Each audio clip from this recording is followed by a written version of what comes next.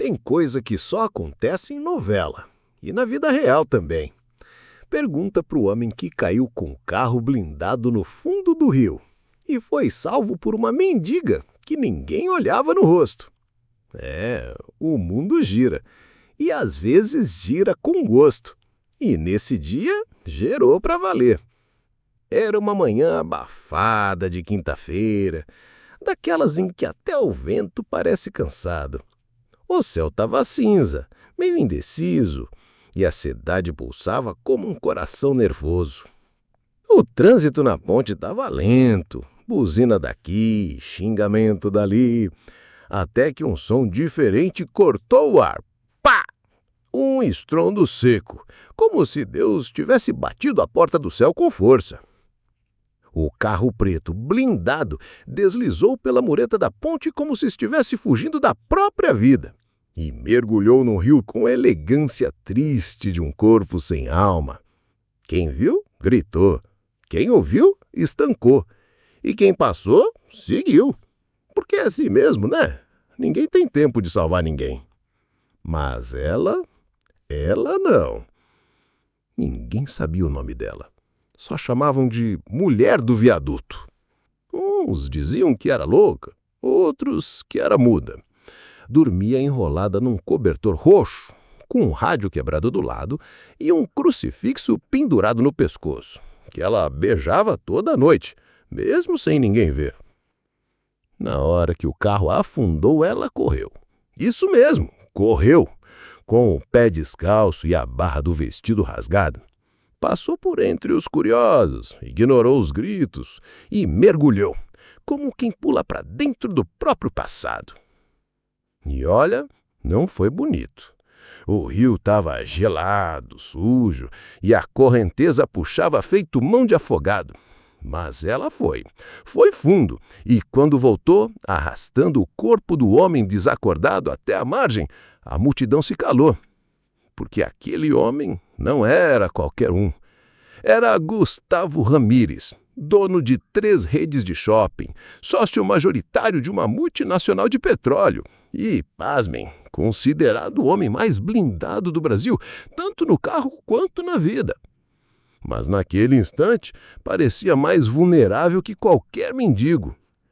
A mulher tossiu, cuspindo a água e dor. O povo gritava, os celulares filmavam, e quando perguntaram o porquê, ela respondeu com a voz rouca de quem engoliu mais lembrança que água. Porque ele é meu filho.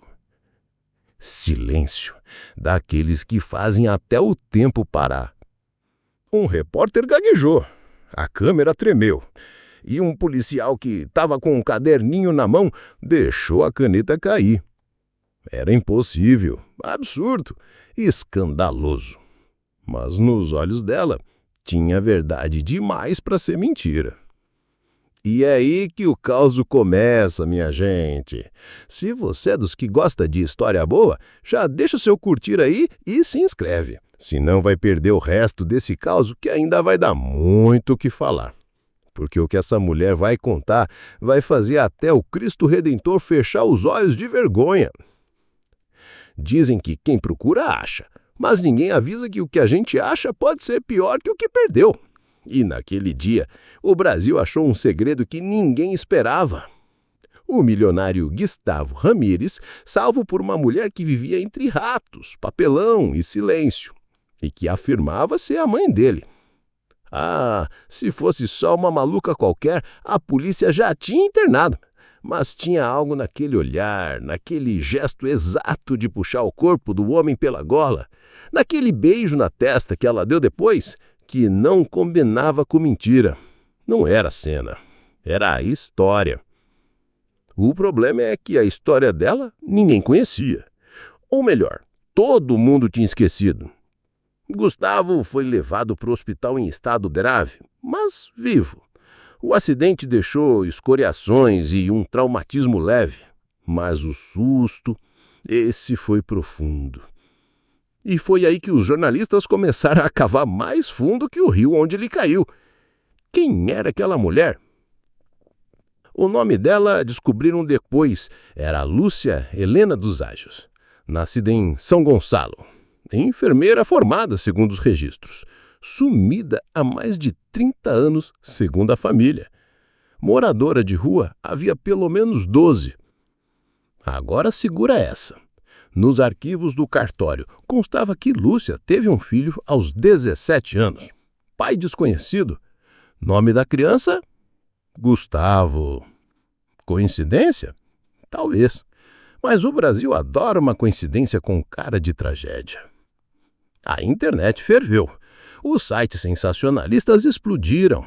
Alguns diziam que era golpe, outros que era uma santa caída. Mas ninguém mesmo sabia de fato o que tinha acontecido entre aquela mulher e o homem que ela dizia ter parido. Foi então que apareceu uma carta. Uma carta antiga, amarelada, escrita à mão, encontrada por um dos repórteres dentro do rádio velho que Lúcia sempre carregava consigo. E sabe o que dizia? Se um dia me procurar, estarei onde você me deixou, debaixo da ponte mais acima da mentira. Assinada, Mamãe. Aí o Brasil parou. Porque ou aquilo era uma encenação genial, ou era um dos maiores segredos de família já enterrados por um homem que cresceu dizendo que a mãe tinha morrido no parto. Tem família que esconde um passado no porão, outras a fundo no rio. Enquanto isso, Gustavo acordava na UTI, confuso, com o rosto inchado e os olhos presos em alguma lembrança que ele parecia não querer encarar. Perguntaram se ele conhecia a mulher.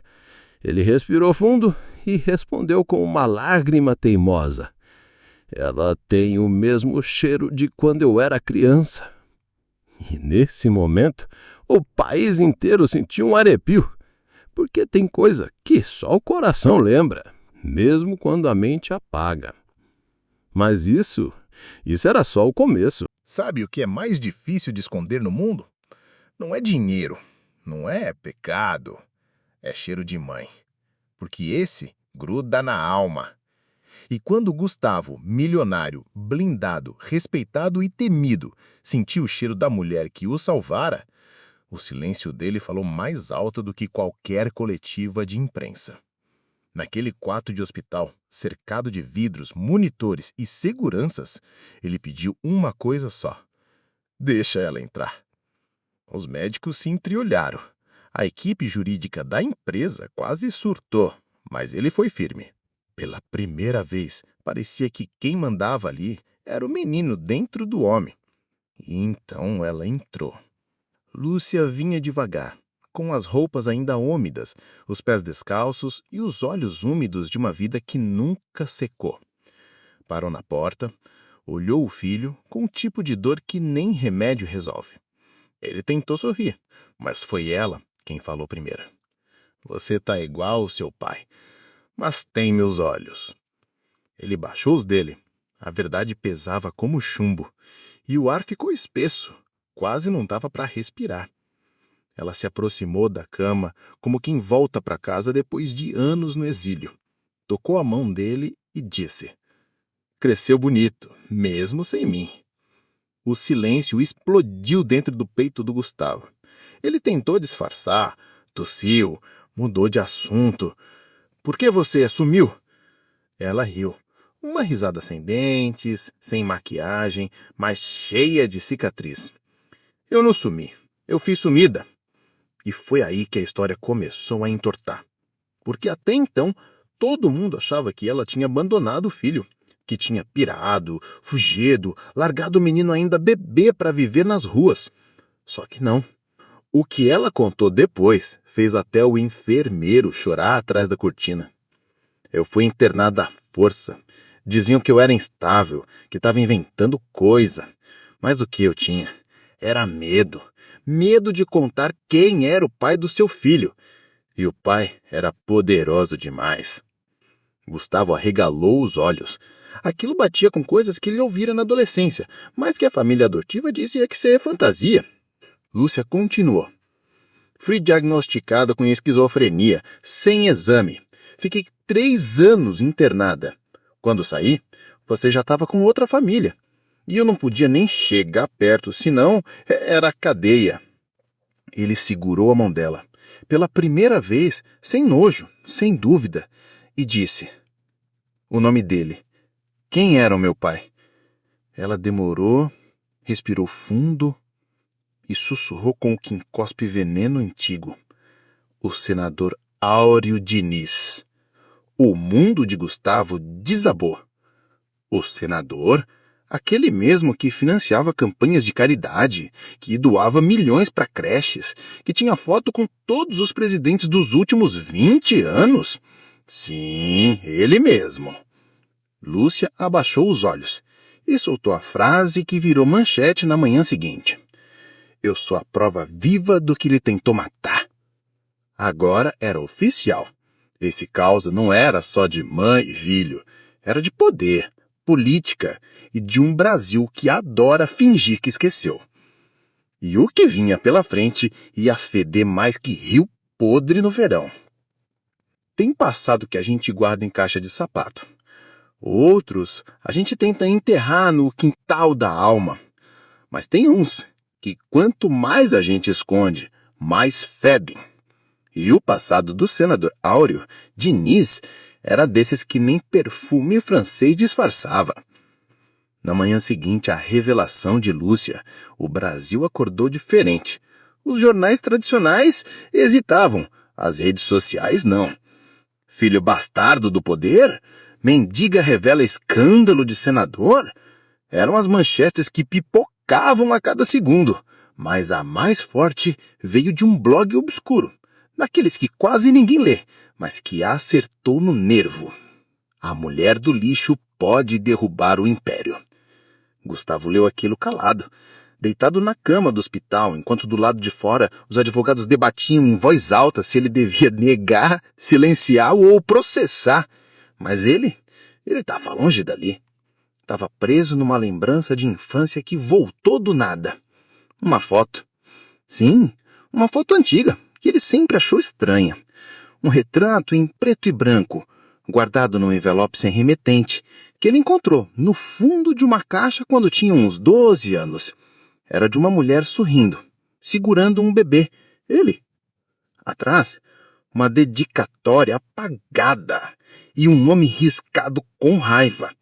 Na época, perguntou à mãe adotiva quem era. Ela disse: alguma mulher doente que te queria de volta. Esquece isso, filho. Mas agora, tudo fazia sentido. Aquela era Lúcia. E o nome riscado era Áureo. Gustavo pediu que buscassem a caixa, que achassem a foto. Enquanto esperava, ligou para uma pessoa que nunca imaginou chamar daquele estado, o seu assessor pessoal de crise.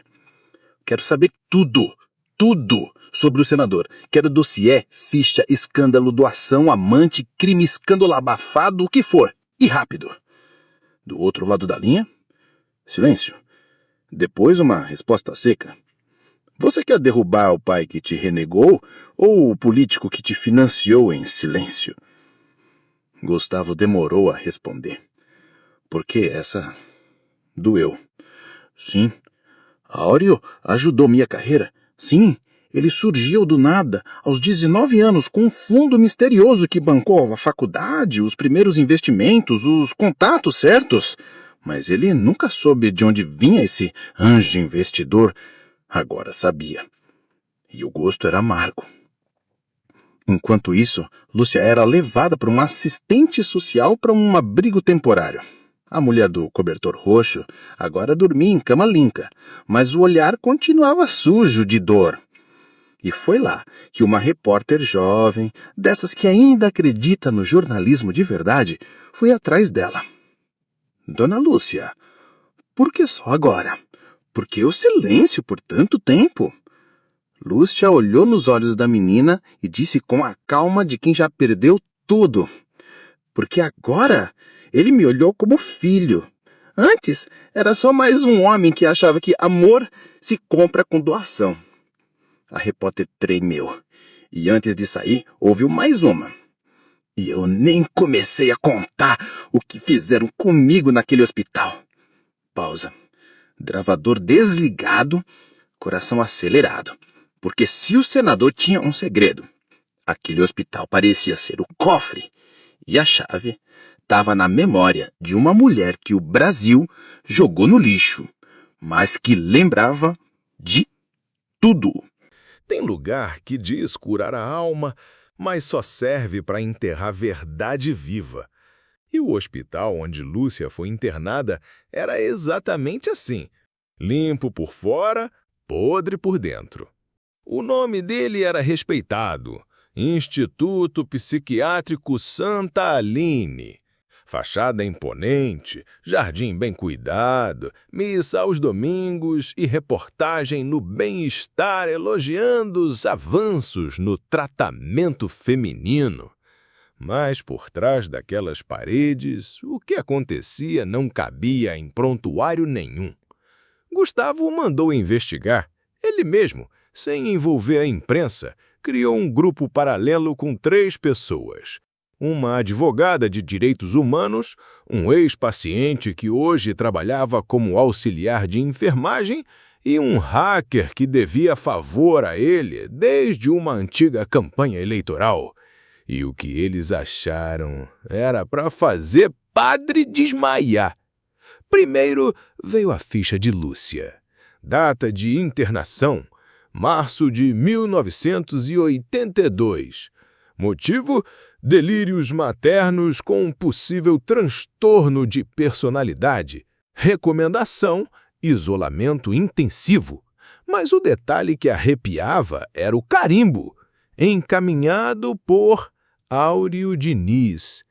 E mais embaixo: responsável legal desconhecido. Ou seja, Lúcia foi internada por influência direta do então deputado Áureo, antes mesmo dele virar senador, e mais, com autorização de ninguém, sem parente, sem avaliação real, sem processo judicial, só a palavra de um político e o silêncio de um sistema. Ela passou 3 anos lá dentro. 3 anos sendo dopada, contida, privada de visita, impedida de escrever carta ou telefonar. Gustavo lia aquilo e apertava os dentes, porque se fosse ficção, ele chamava de exagero, mas era real. E agora tinha nome, data e protocolo. A advogada foi além. Encontrou mais 5 casos parecidos. Todas mulheres, todas jovens, todas envolvidas com homens poderosos, todas com um ponto em comum: delírios afetivos. E uma delas sumiu do mapa. Mas o golpe final veio quando o hacker invadiu os arquivos do hospital. E lá, num backup esquecido, encontrou algo devastador: gravações em áudio de sessões de tratamento. Uma delas era de Lúcia. A voz dela, jovem, trêmula, tentando contar a sua história. Falava do parto, da criança levada no 2º dia, do enfermeiro que chorou e sumiu depois, e do homem importante que dizia que aquilo não podia vazar.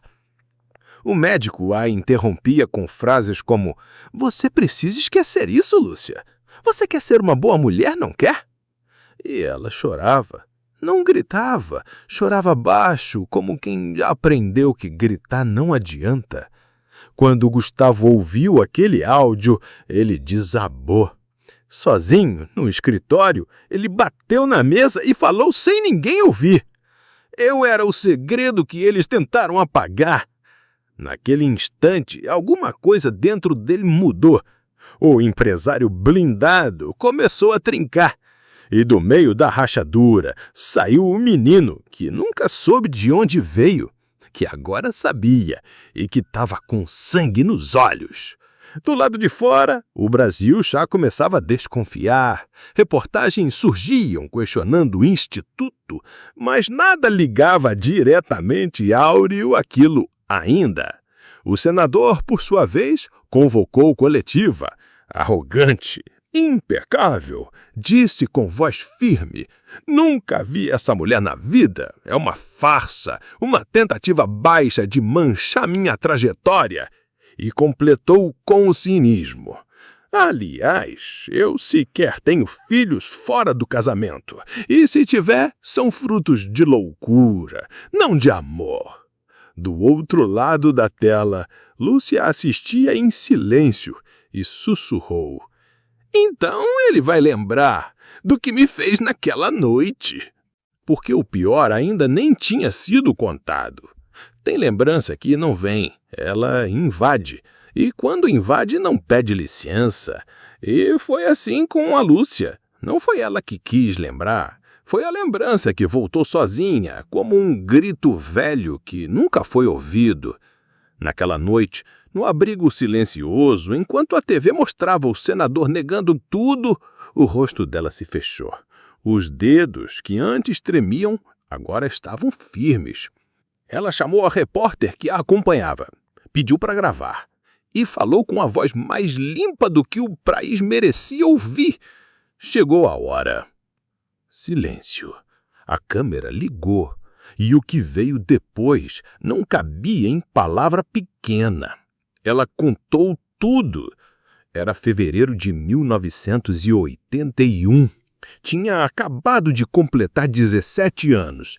Era estagiária de enfermagem no gabinete de um deputado em ascensão, Áureo Diniz. Jovem, bonito, eloquente, daqueles que encanta a multidão e destrói em silêncio.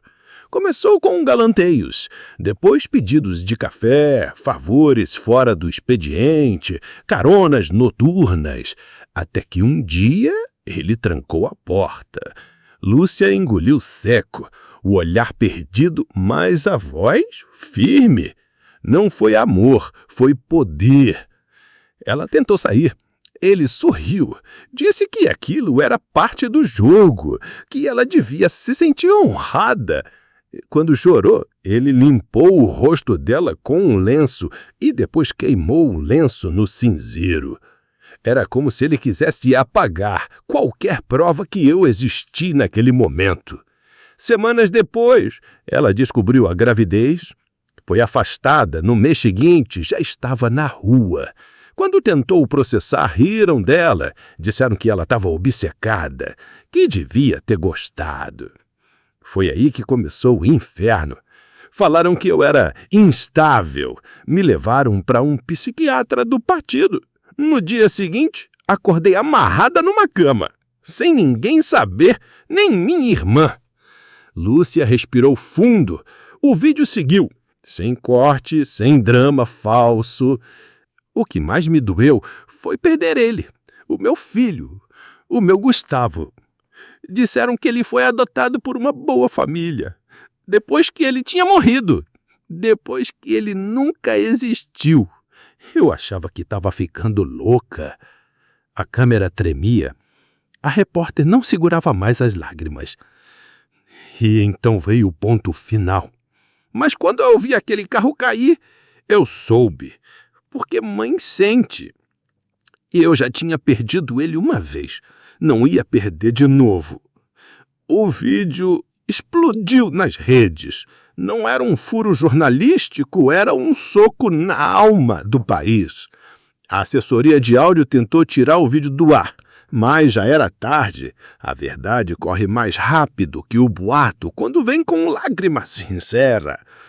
E Gustavo, quando assistiu, não falou. Levantou da cama, contra a orientação médica, pegou o carro e dirigiu direto para a casa do senador. A segurança tentou barrar. Ele gritou: ou ele me recebe, ou eu conto tudo para o Brasil aqui da porta. O portão abriu. E o encontro ia ser tudo menos civilizado. Tem reencontro que não traz abraço, traz acerto. E quando Gustavo entrou naquela mansão, ele não estava indo visitar o pai. Estava indo encarar o homem que por 38 anos viveu como se ele fosse um erro para ser escondido. O senador Áureo Diniz o esperava na varanda, sentado, terno bege, uísque na mão, semblante de quem nunca perdeu. Mas ali, meu amigo, a maré ia virar, porque o sangue que corria nas veias dos dois era o mesmo, mas o olhar, não. Gustavo parou diante dele, Não estendeu a mão, não cumprimentou, apenas encarou e disse com uma voz que misturava mágoa e nojo: ela não mentiu. Áureo sorriu, como quem fala com criança teimosa. Ela é doente, sempre foi. Você está sendo manipulado. Eu ajudei a construir sua vida. Você sabe disso. Gustavo se aproximou, olhos marejados, mas firmes. Ajudou para me manter longe. Pagou minha ascensão como quem paga o silêncio de uma ameaça. O senador se levantou, devagar, o uísque ainda na mão. Olhou nos olhos do filho e falou baixo. Você não entende. Eu tinha uma carreira, um nome, um plano.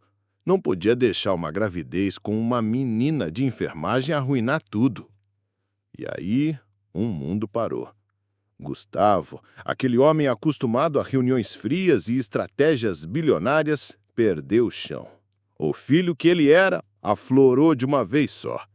Você me apagou da própria história, jogou minha mãe no lixo e agora quer dizer que era só um plano? Áureo largou o opo. A máscara caía aos poucos. Ela era fraca. Você ia ser igual. Eu dei a você uma chance. Transformei um bastardo no império. O silêncio ficou denso. Parecia que o próprio tempo prendia a respiração. E então, Gustavo tirou do bolso uma cópia da ficha psiquiátrica da mãe, dobrou com calma e jogou no colo do senador. Eu vou mostrar ao Brasil quem você é. Não o político, o homem, o monstro que se esconde atrás das campanhas sociais. O senador sorriu, mas sem alma. Você não vai, porque se fizer isso, destrói tudo que construiu. Seu nome, sua empresa, sua reputação. Você carrega meu sangue e vai morrer me devendo cada centavo. E foi aí, meu amigo, que o vovô aqui ouviu a frase que arrepia até hoje. Gustavo olhou bem fundo nos olhos dele e disse: eu prefiro ser filho da mendiga do que herdeiro do diabo.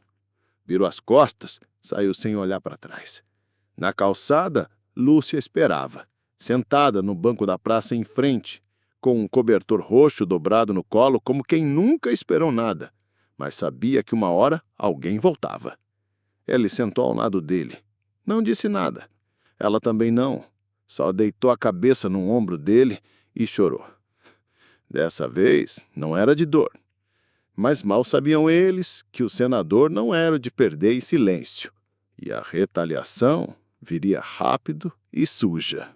Tem gente que não sabe perder. Tem outras que, quando perdem, preferem levar o tabuleiro junto. E Áureo Diniz era desses.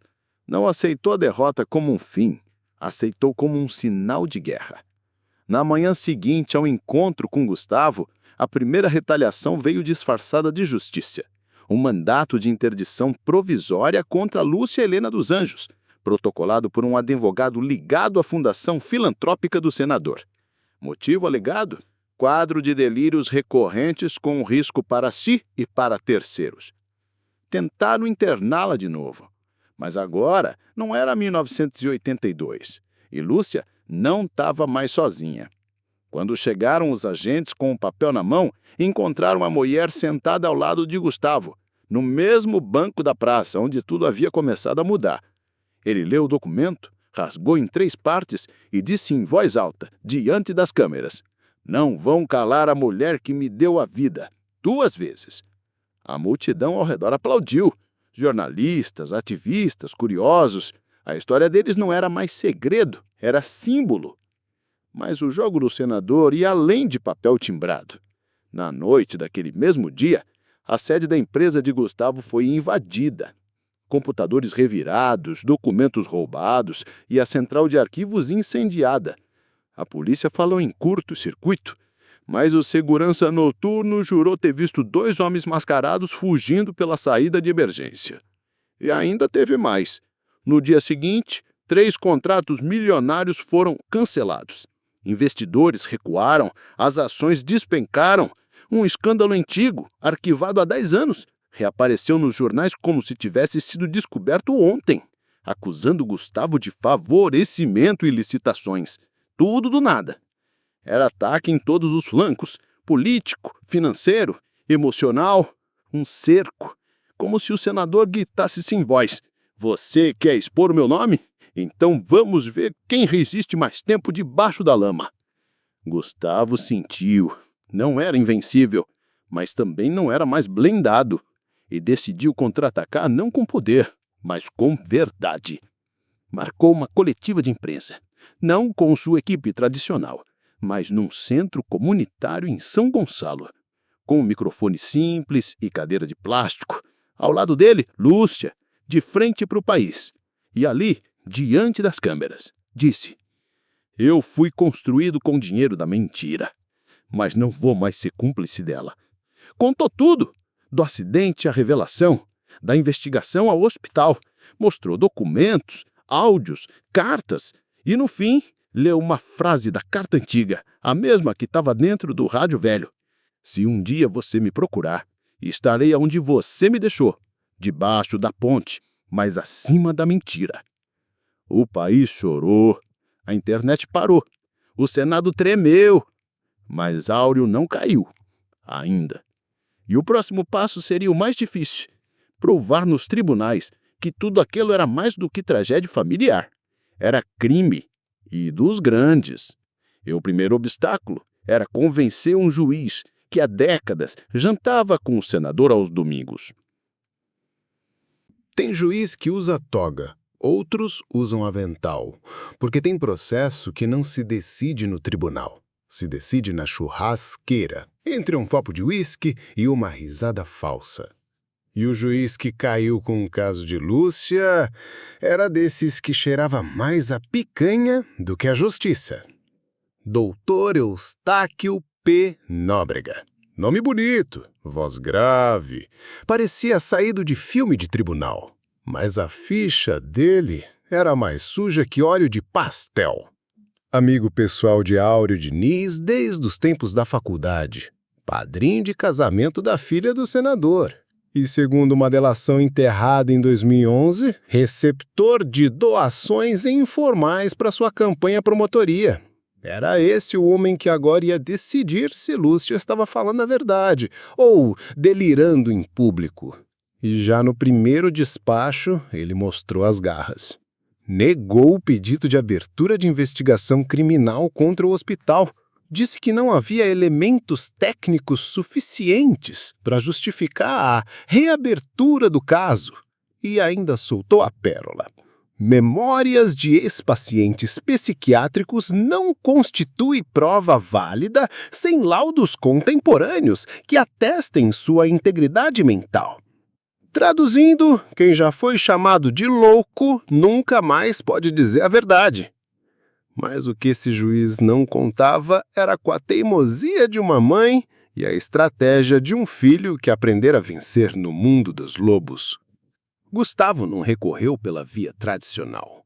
Procurou uma mulher, uma juíza, jovem, nascida e criada no interior da Bahia, conhecida por peitar políticos e por sua atuação em tribunais internacionais de direitos humanos.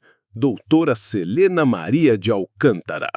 Entraram com uma ação paralela na Corte Interamericana de Direitos Humanos, alegando violação sistemática de liberdade individual, abuso psiquiátrico e perseguição institucional.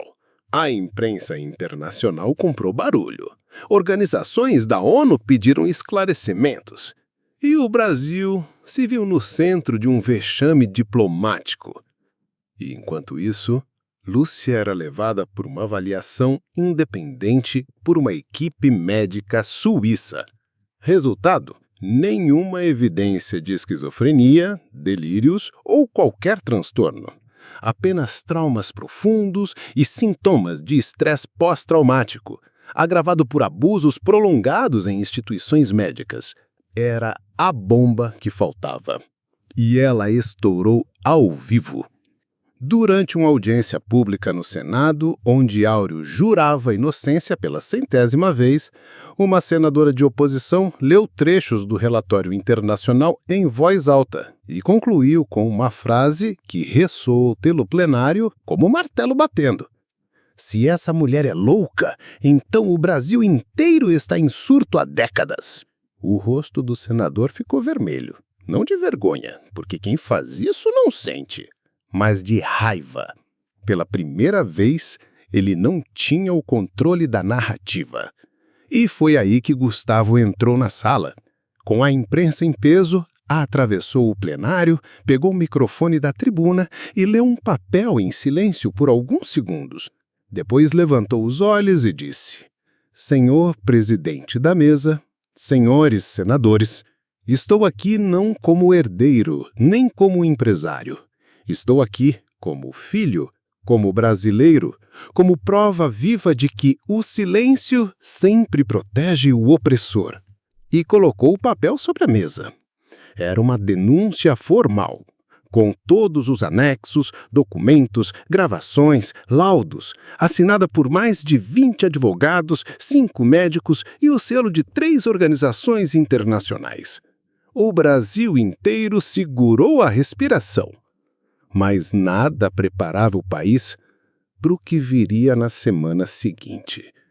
Porque quando cavaram mais fundo, encontraram mais nomes, mais mulheres e um padrão que ia muito além de Lúcia. Tem hora que a verdade deixa de ser segredo e vira enxurrada. E quando cavaram o passado do senador Áureo Diniz, o que apareceu não foi um caso isolado, foi uma rede. Uma trama velha costurada com silêncio, dinheiro e medo.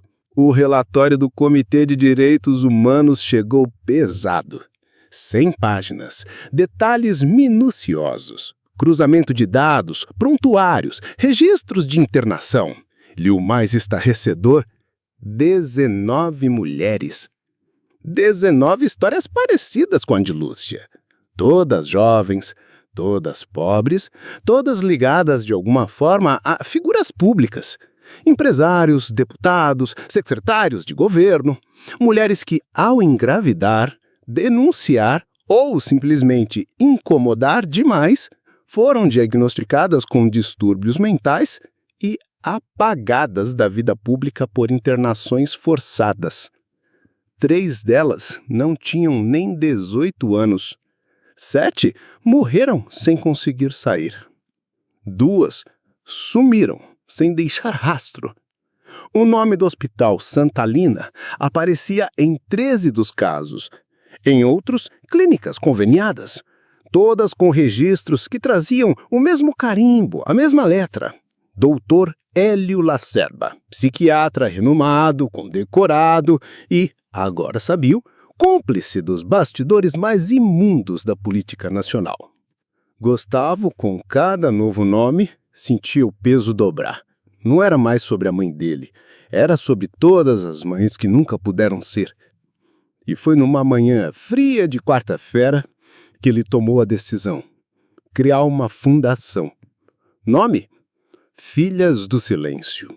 Objetivo? Apoiar, proteger e dar voz a todas as vítimas de internações abusivas.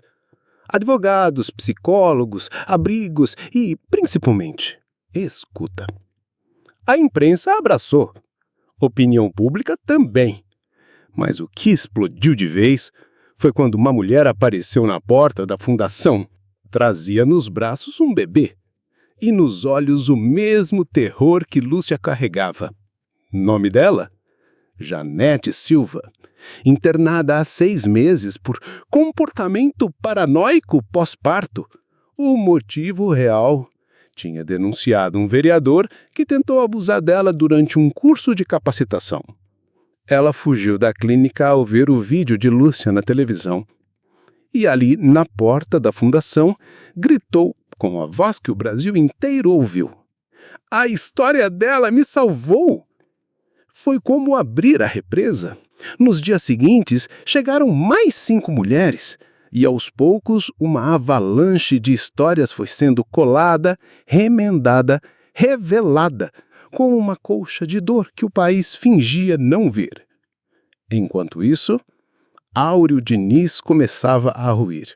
Perdeu apoio no Senado, foi afastado da presidência da Comissão de Ética, empresas retiraram patrocínio e, finalmente, O Ministério Público abriu investigação formal contra ele por abuso de poder, manipulação psiquiátrica e ocultação de paternidade. Mas, como todo homem que constrói império com medo, ele ainda tinha uma última carta. No meio da madrugada, uma ligação anônima foi feita no hospital onde Lúcia passava a noite, agora sob proteção judicial. A voz do outro lado dizia só uma coisa: ela não pode chegar viva ao julgamento. Era a guerra declarada. E agora, a vida dela valia mais do que ouro. Tem gente que vale mais morta do que calada, e Lúcia era uma dessas. Não por dinheiro, nem por vingança, mas porque a sua vida, agora, era a linha que separava a justiça da impunidade. O aviso chegou às 3h14 da madrugada. O segurança da portaria do abrigo recebeu a ligação e, por instinto, anotou o número, mas quando passou para frente, o chip já não existia. Voz de homem, grave, tranquila, calculada. Não ameaçou gritar, não xingou, apenas disse: essa mulher vai morrer. Ou vocês param ela, ou a gente para. Quando Gustavo soube, a primeira reação foi furiosa. Jogou o celular contra a parede, chamou a equipe de segurança, mandou reforçar tudo. Mas no fundo, ele sabia. Se eles queriam matar a Lúcia, não iam usar tiro. Iam usar o mesmo veneno de sempre. Silêncio, sumiço, manipulação. E foi aí que ele decidiu mudar a estratégia. Vamos colocar ela na frente das câmeras, todo dia, toda hora. Se ela desaparecer, o país inteiro vai saber que foi ele. No dia seguinte, Lúcia foi ao ar numa entrevista histórica, transmitida ao vivo por 8 canais e em rede por quase todas as plataformas digitais. A repórter, a mesma jovem de antes, segurava o microfone com a mão trêmula, mas Lúcia parecia de pedra. Se eu morrer nos próximos dias, não foi porque Deus quis, foi porque o poder não suporta a mulher que lembra. E contou tudo. Pela primeira vez com nomes, datas, detalhes. O plantonista que sumiu, a enfermeira que chorava ao dar os remédios, a sala do porão onde aplicavam os calmantes, o psiquiatra que dizia que a mente feminina era frágil e, o mais impactante, o quarto escondido no fundo da ala psiquiátrica onde algumas das pacientes eram mantidas sem registro oficial. Eu vi mulheres que não sabiam mais o próprio nome e outras que repetiam como um mantra. Não era loucura, era gravidez. No fim da entrevista, Lúcia olhou para a câmera com os olhos rasos, mas sem cair lágrima, e disse: se eu morrer nos próximos dias, não foi porque Deus quis, foi porque o poder não suporta a mulher que lembra. A internet explodiu. Figuras públicas se posicionaram. Celebridades, juristas, até ex-pacientes de outras instituições começaram a enviar vídeos relatando abusos semelhantes. Um documentário improvisado viralizou. Elas não estavam loucas. E a justiça finalmente reagiu. Mandado de prisão preventiva contra Áureo Diniz. Acusação de formação de quadrilha, manipulação médica, abuso sexual, corrupção e ocultação dolosa de paternidade. O Brasil inteiro viu o senador ser algemado ao sair de casa, com a mesma arrogância no rosto, mas um suor que nem o terno cobria. Na delegacia, ficou em silêncio. Mas o estrago já estava feito.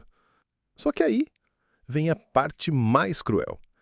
Na noite da prisão de Áureo, Lúcia foi levada a um hotel seguro, monitorado, protegido. Mas, às 3h17, as câmeras do corredor mostraram uma sombra se movendo com rapidez. Quando foram verificar o quarto, ele estava aberto e vazio. Lúcia havia desaparecido. Sem rastros, sem sinal de arrombamento, sem câmeras quebradas. Só um detalhe. O crucifixo dela foi deixado sobre o travesseiro, como um recado, como uma despedida. O Brasil ficou em choque. E Gustavo, em desespero. Porque agora, mais do que nunca, ele ia precisar provar que sua mãe existiu, mesmo que o mundo fizesse de tudo para apagá-la de novo. Tem sumiço que não parece real. Parece cenas de filme ruim, daqueles em que a personagem some sem explicação e ninguém acredita. Mas o desaparecimento de Lúcia não foi roteiro. Foi pesadelo ao vivo. E dessa vez, sem final garantido. O quarto do hotel estava intacto. Cama feita, luz acesa, câmeras funcionando até às 3h16. E depois, só sombra. O rosto da pessoa que entrou não apareceu. E o sistema, ironicamente, sofreu uma falha de gravação de 3 minutos. 3. O tempo exato entre a entrada e o vazio. Gustavo chegou minutos depois do alarme. Arrebentou a porta com o ombro. Vasculhou tudo, berrou, implorou, mas o único sinal de que Lúcia tinha estado ali era o crucifixo sobre o travesseiro e um papel dobrado, escondido entre o lençol. Era a cópia de uma carta, escrita à mão, reconhecidamente dela. E dizia só: se sumir de novo, não me procure com raiva, me procure com fé. Às vezes o que some é o que mais brilha depois. Mas o que doía era o resto. A letra tremia. E no rodapé, o nome. Mário Stella. Ninguém sabia. Gustavo não reconhecia. A polícia dizia que era pista falsa. Mas ele conhecia a mãe. E sabia. Ela não deixava palavras soltas por acaso. Começou a cavar. E achou. Maristela dos Remédios. Ex-funcionária do Instituto Psiquiátrico Santa Aline. Aposentada, vivia reclusa em uma chácara no interior de Minas. E, segundo registros antigos, foi responsável pela ala onde a Lúcia ficou internada nos anos 80. Sumiu dos holofotes desde então. Mas agora podia ser a chave. Gustavo pegou um carro, sozinho, e foi atrás. A estrada era de terra. O sol castigava. E o cheiro de mato parecia querer esconder o que vinha. Quando chegou, bateu palmas. Uma senhora abriu a porta. Rosto enrugado, olhar assombrado. Você é filho dela, né? Ele só confirmou com os olhos. Ela abaixou a cabeça. Chorou e disse: eu tentei avisar. Juro que tentei. Mas eles nos calavam com remédio ou com ameaça. Maristela levou Gustavo até um quartinho do fundo. Lá, entre caixas velhas e papéis malfados, tirou uma agenda antiga. Dentro, nomes de pacientes, datas de internação e anotações à mão. Entre elas, uma frase grifada com marca-texto desbotado. Lúcia teve bebê. Homem mandou registrar como morto. Mas eu vi o bebê sair vivo, saudável. Levaram embora. Gustavo caiu de joelhos. Não chorava, mas o peito arfava como se o mundo estivesse apertando por dentro. Aquela frase era o selo final. A prova. Maristela continuou. Ela me escreveu uma carta semana passada. Disse que se sumisse era para eu te entregar isso. E tirou um envelope pardo, com fita adesiva nas bordas. Dentro, mais uma carta, com uma frase só. Se a verdade me levar, que te traga de volta a mim. E junto, um endereço. Rua das Magnólias, 157. Bairro São Francisco, Recife. Gustavo levantou, abraçou Maristela, agradeceu com a voz falha e prometeu: se ela estiver viva, eu vou encontrar. Se estiver morta, eu vou fazer o Brasil ajoelhar por isso. Na saída, viu algo no portão, pendurado no galho de um pé de manga.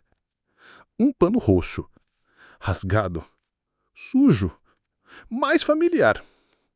O mesmo cobertor que Lúcia carregava. Não era coincidência. Era pista. E agora a busca ia começar. Com o Brasil assistindo. E o poder se contorcendo. Tem lugar que guarda mais do que paredes. Guarda história, guarda dor. E a tal Rua das Magnólias era dessas. Culta, apertada, esquecida no tempo. Casas antigas, varal de roupa nos fundos, cheiro de sabão misturado com tristeza. Mas naquele endereço específico, número 157, o passado batia na porta. Gustavo chegou em silêncio, vestia preto, chapéu abaixado, não queria chamar atenção. Bateu 3 vezes. Nada. De novo. Silêncio. Quando estava prestes a virar as costas, uma criança apareceu na lateral da casa. Tinha o cabelo desgrenhado, a camiseta suja e carregava uma boneca sem cabeça. Olhou para ele com curiosidade e perguntou: "Você é o filho da moça do cobertor?" Gustavo congelou. "Sou." A menina sorriu como se tivesse confirmado uma aposta com alguém invisível. "Ela disse que você viria. Mandou eu dizer. A verdade mora do outro lado do muro." E saiu correndo, rindo, como se tivesse contado um segredo que nem entendia. Gustavo foi até o fundo da casa. Lá, um pequeno muro separava o terreno da casa vizinha. Subiu com cuidado, pulou e o que viu paralisou tudo por dentro. Era um quintal, um galpão improvisado, um tipo de refúgio. E sentada sob uma árvore, Núcia. Descalça, de vestido azul claro, segurando nas mãos o rádio velho que nunca abandonava. Quando viu o filho, não chorou, não sorriu. Apenas abriu os braços, como quem oferece perdão sem dizer nada. Gustavo caiu de joelhos. Envolveu ela num abraço que parecia ter nascido 38 anos antes. Ficaram assim por minutos, sem palavras. Só o som do rádio chiando baixo, como um coração tentando sintonizar de novo. Depois, ela explicou.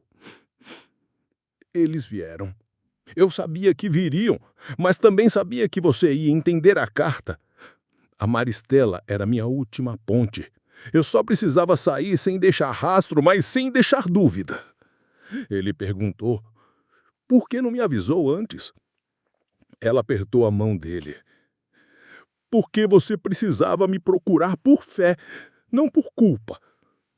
Ali naquele quintal escondido, ela mostrou o que ninguém esperava. Uma maleta, dentro, registros escondidos. Cartas de outras internas, pedaços de prontuários rasgados, fitas cassete com vozes de mulheres apagadas do mapa. Era um acervo clandestino, um museu do silêncio. E Lúcia sabia, aquilo não podia ficar guardado. Gustavo tomou uma decisão ali mesmo. Organizou uma coletiva urgente. Mas nem em hotel, nem em auditório. Montou um palco no meio da praça pública, luz de dia, sem script, e levou sua mãe pela mão até o centro. Essa mulher é a verdadeira fundadora da minha história e hoje ela vai falar. O país assistiu de olhos marejados. Lúcia contou tudo, cada pedaço, cada nome, cada mulher, e no fim ergueu o crucifixo. Eu sou só uma, mas atrás de mim tem centenas. Se me chamam de louca, então que o mundo se prepare para escutar o grito de todas as outras. Explosão nas redes. Manifestações começaram pelo país inteiro. Organizações de mulheres se uniram. A Justiça Internacional avançou com as investigações e o Hospital Santa Aline foi oficialmente interditado. Mas enquanto tudo isso acontecia, um homem assistia aquilo pela televisão, de dentro da cela especial em Brasília. Áureo Diniz. E ao ver a imagem de Lúcia abraçada ao filho, ele cuspiu no chão da cela e murmurou: "Ela venceu, mas ainda não acabou. Porque o diabo, meu amigo, não morre fácil. Tem dor que só passa quando vira lei. E o que Lúcia viveu era grande demais para acabar em manchete. Precisava virar mudança." E foi isso que Gustavo entendeu quando viu a multidão se juntar na frente do Congresso Nacional. Não era mais sobre ele, era sobre o que nunca mais podia acontecer.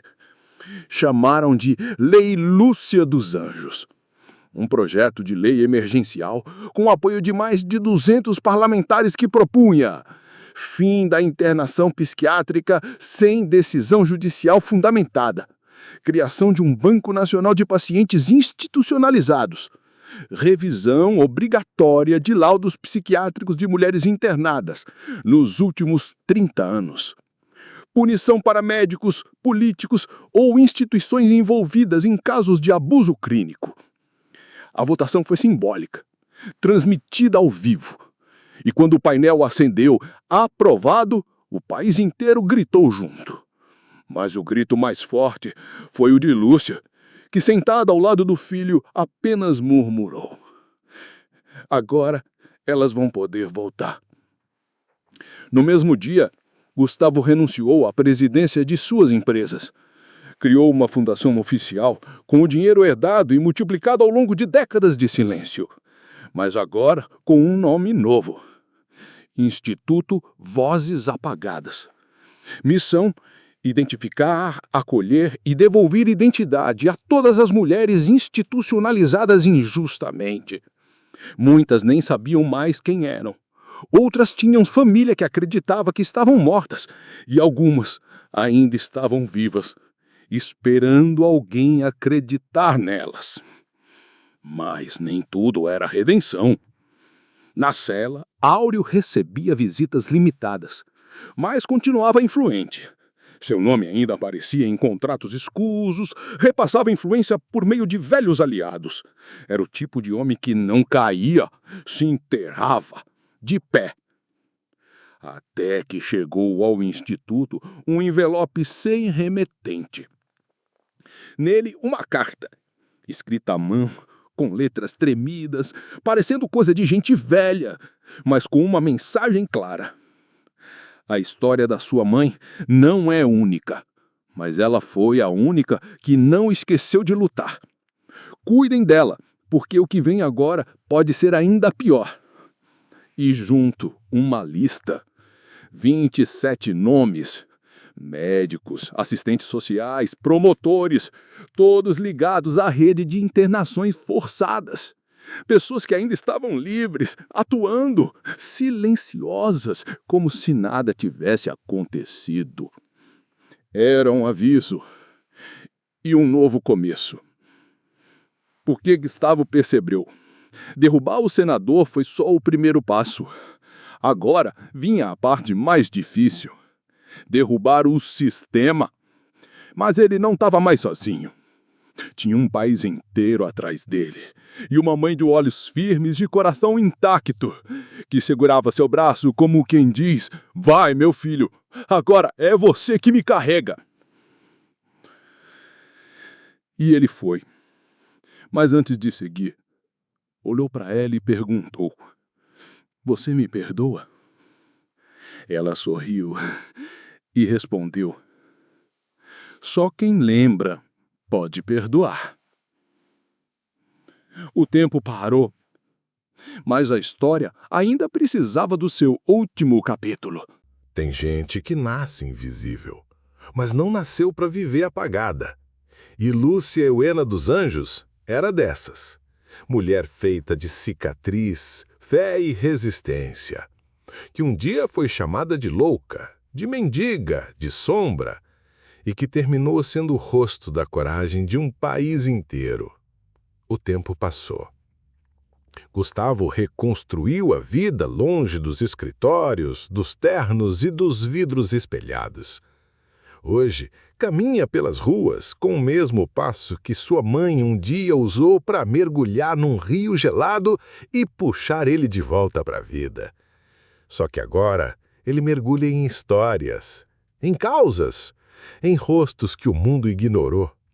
A fundação cresceu, o instituto ganhou sede própria e o rádio velho da Lúcia continua tocando numa prateleira no canto do escritório, chiando baixo, como um coração que nunca parou de bater, mesmo quando ninguém escutava. Mas o mais bonito veio numa manhã chuvosa, daquelas que lavam mais do que molham. Lúcia, já de cabelos bem brancos, foi convidada a subir num palco. Receberia a Medalha Nacional de Direitos Humanos. E quando chamaram seu nome, ela não levantou. Mandou chamar outra pessoa, uma menina, de uns 7 anos.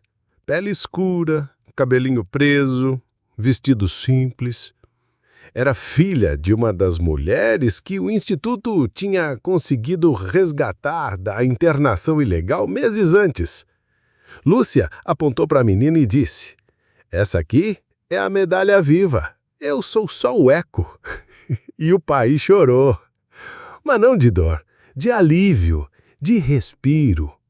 Porque no fim, a maior vitória da Lúcia não foi provar que dizia a verdade. Foi transformar dor em estrada. Foi fazer com que outras mães não fossem caladas. E foi ensinar ao filho que nascer não é suficiente. É preciso renascer quando tentam apagar a gente. Agora, se você me perguntar onde ela mora, eu te digo. Não é mais debaixo da ponte. É num país que ela ajudou a construir. Um país que ainda tropeça, que ainda finge que não vê, mas que não pode mais dizer que não sabe. E o crucifixo dela? Está pendurado no mural, com as palavras que ela escreveu. Me chamaram de louca, mas fui só mãe. E mãe não esquece. Tem história que a gente inventa. Essa aqui, a vida é que escreveu.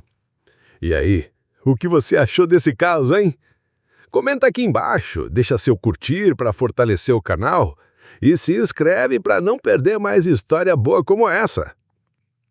Até a próxima, do seu vovô rico. Porque, quem esquece da mãe já tá meio morto por dentro.